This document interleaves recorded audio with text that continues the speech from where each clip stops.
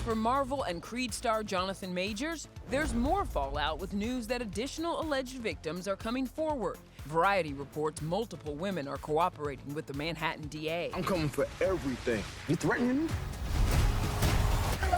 Jonathan's attorney maintains his innocence and today gave ET security camera and police body cam images, which they say are from the night of the original incident, and exonerate him. If you'll recall, just over 3 weeks ago, a 30-year-old woman believed to be Jonathan's girlfriend claimed he struck her in the face with an open hand, grabbed her hard enough to cause bruising, and placed his hand on her neck. So how could these images prove the star's not guilty? Well, his lawyer says seeing her drinking at a nightclub hours after the incident and later using the finger she says he broke to get up to his hotel room is proof. Marvel, come through. Let's go. The alleged victim has also now been identified as a woman who worked on Ant-Man and the Wasp: Quantumania. I will take my revenge on those who banished me. And I will burn them out of time. Both Disney and Marvel wouldn't comment on Jonathan's future with the franchise. A court hearing is scheduled for May 8th, but his career appears to be in free fall. One after the other, after the other. His U.S. Army ads have been pulled. The Texas Rangers just dropped him from their ad campaign, which was set to launch tomorrow. His appearance at the upcoming Met Gala canceled. Both his management and PR teams have reportedly quit. And as for starring in the Dennis Rodman biopic in the works, E.T. has learned the studio, Lionsgate, is watching the news developments closely.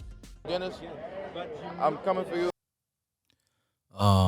When it comes to Jonathan Majors, man, you know, when you look at actors such as Michael B. Jordan, Denzel Washington, when you look at people like this, they give you hope. There are people that you don't want any blemish on their names. You know, obviously, we are all people and we get up to different things. You know, we do certain things on our free time that might not really resonate with the public. But one of the things that's very unforgivable is when a man puts his hands on a woman. I think this is something universally we've all agreed on. And a lot of times people don't really ask what happened. We just jump into what needs to be done to rectify what happened. As I look at this case, you know, as a man and as someone who's grown, when I was pretty young, I used to be quick to judge. I was quick to say, nah, ban that man forever. But as I've gotten older, I've started to realize these cases tend to be nuanced and complicated because when two people are together, there are two things that go on and that we don't understand what's going on between those two people. Now, let's say you threaten to break up with your girlfriend and then she calls the cops and says you assaulted me. Let's say you did something, you know what I mean? After watching Golden Girl, things like that. I'm not here to say what she's saying is false because I do not know. And I'm not here to say what she's saying is true because I do not know. Just like everybody else, we have to wait for May 8th and wait for the judge to make a decision based on the evidence that will be given. I have a teacher who said it's easier to prove what you did not do than it is to prove what you did, you know, because how do we know what you did? We can know what you didn't do. So that's what will happen on May 8th. Now, is this a case I've seen on Twitter, people saying, did he fumble the bag? The truth is, if he's guilty, yeah, he fumbled the bag. But I think that your true character will always show up. The way that Mr. Majors was moving pre this was, you know, he was, I don't know, like this masculine guy who was not masculine, you know. And if that was all an act, then the truth eventually will come out. So that's the one thing we can take from this.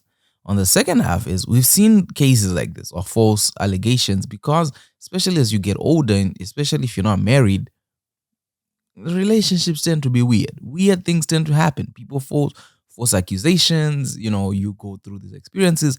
And I know what women will be saying, men always support each other. But it's not really that men support each other. It's just that we've been through a lot of these experiences, similar shared experiences that we're like, innocent until proven guilty.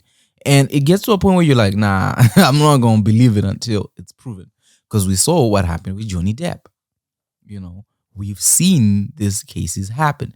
And the sad part is there's a lot of women that go through different phases like this in their lives that actually need real help, that need people to pay attention to what's happening to them.